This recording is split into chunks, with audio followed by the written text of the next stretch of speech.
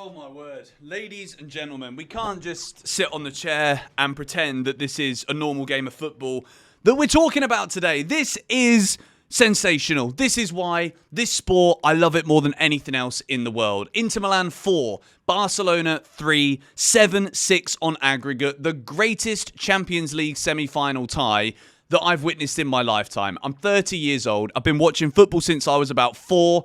And I love this sport to death, and this game is the epitome of why.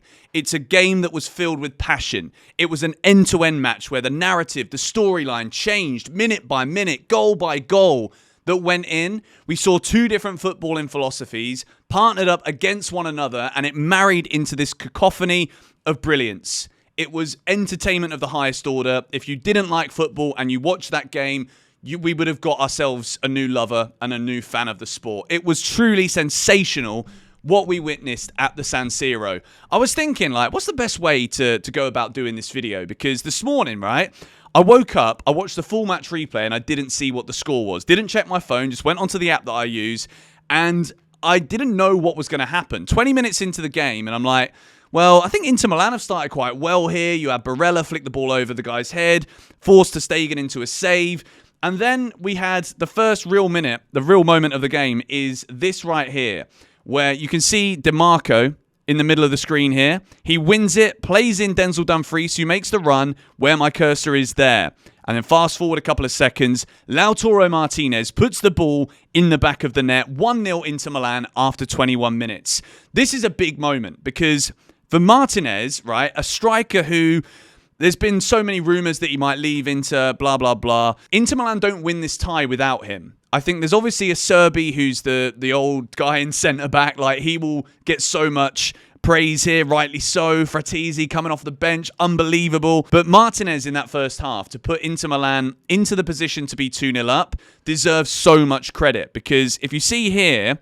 This is the moment where Martinez, Kubasi is coming in, and everybody thinks he's made a brilliant tackle. But the truth of the matter is, the body position of Lautaro Martinez is so good here.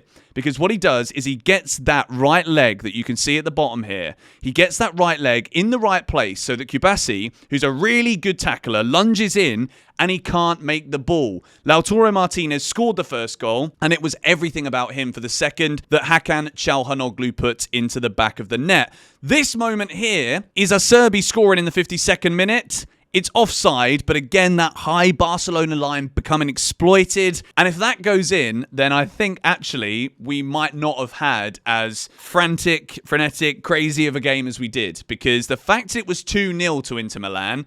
But if we look at the momentum charts here, you know that Barcelona are going to have so much momentum. They pull that goal back just at the start of the second half with Garcia. It's a beautiful volley, in fact. And then immediately after that, Dani Olmo scores what I would have considered to be like an Inter Milan-style goal against Barcelona. Because it was Barca playing the ball behind the Inter Milan defenders. Dani Olmo, bullet header, 2-2 on the night, 5-5 on aggregate. And it's at this moment where the game just becomes like, you can see it, right? You can see that both Inzaghi had put his Inter Milan team out perfectly. Hansi Flick had orchestrated another brilliant Barcelona performance. If you look at the average ratings here, this doesn't tell any of the story. So I'm not even going to use this for the analysis here today. Jan Sommer, the highest rated player on the Inter Milan team. Lamine Yamal, fantastic. Martin, who's the left back for Barcelona, he got 2 assists on the night as well. Overall, this was 22 players and all of the substitutions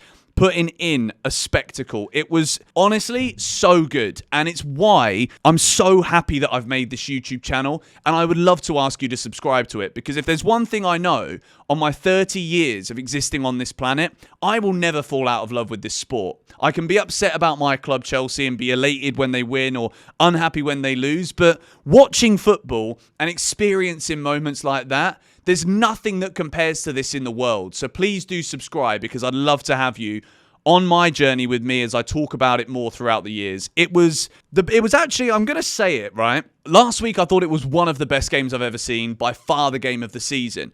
I think this could actually be the best football match I've ever seen. I genuinely think that I'm not doing it an injustice, or it's reactionary and I'm forgetting. No, I think this actually is the greatest football match that I've ever seen in my life.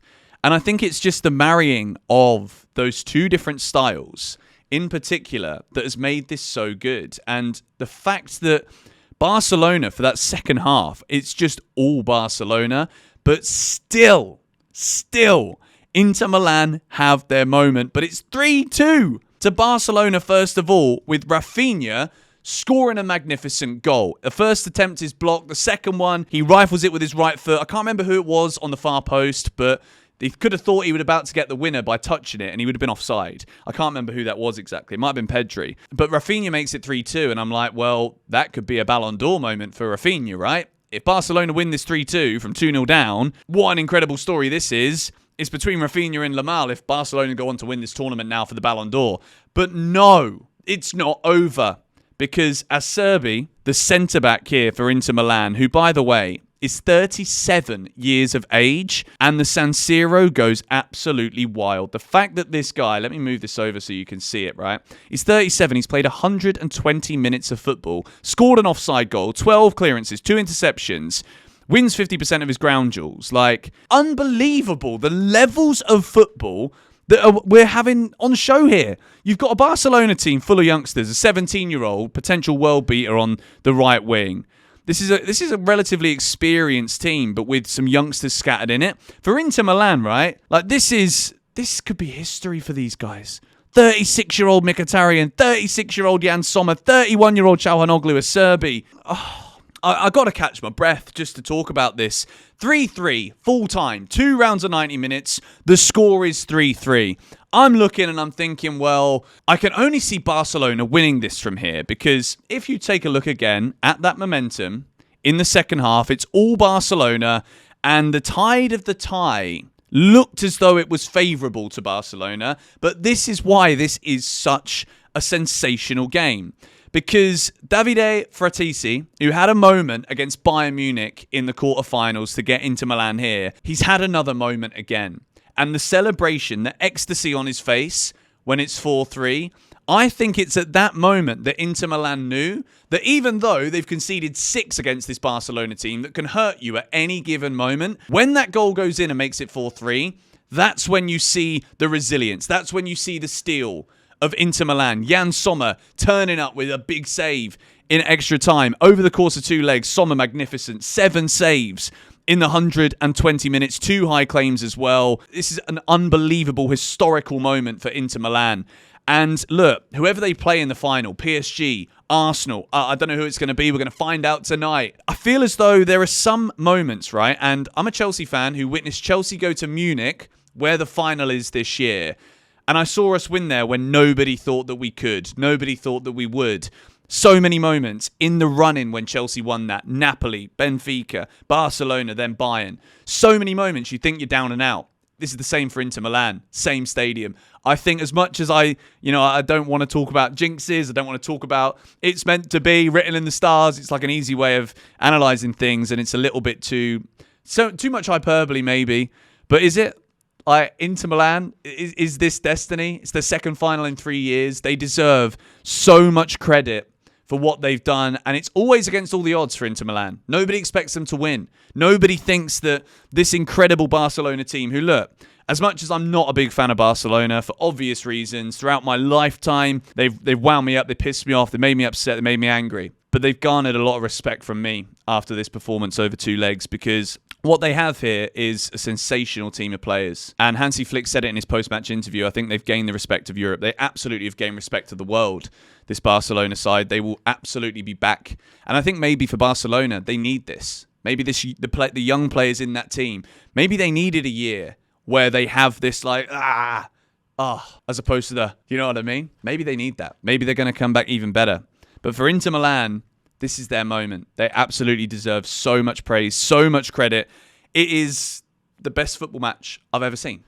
It really, truly was remarkable. 2-0 up, 3-2 down, 4-3 win at the San Siro, an iconic football stadium. Heritage and history has been written here. And I've got no reason not to back Inter Milan to go and win this now. On a 90-minute game, on any given night, whether it's PSG or Arsenal, win it, Inter Milan, please. Do it for football. Anyway, let me know what you thought of this video. Let me know what you thought of this game in the comments. I'm just shell-shocked. I'm flabbergasted. I'm surprised I even got 10 minutes of talking out. Subscribe to this channel because I want to talk about football with you lot for the rest of my life. I love it. Bye.